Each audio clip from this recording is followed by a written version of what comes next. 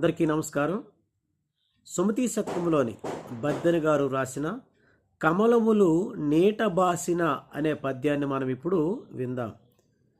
కమలములు నీట బాసిన కమలాత్ముని రశ్మి సోకి కమలిన భంగిన్ తమ తమ నెలవులు తప్పిన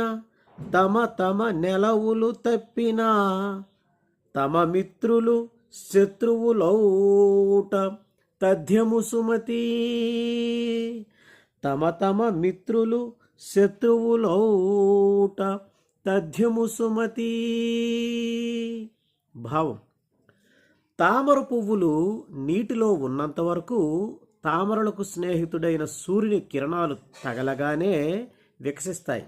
కానీ ఆ తామరలను నీటిలో నుండి బయటకు తీసివేస్తే అవే సూర్యకిరణాలు తగిలి అవి వాడిపోతాయి. ఈ పద్యం యొక్క నీతి ఏమిటంటే, ఎవరైనా సరే తాము ఉండాల్సిన చోట ఉన్నప్పుడే వారికి గౌరవము, విలువ ఉంటాయి. తమ స్థానాన్ని కోల్పోయినప్పుడు వారికి స్నేహితులుగా ఉన్నవారు కూడా శత్రువులుగా మారవచ్చు.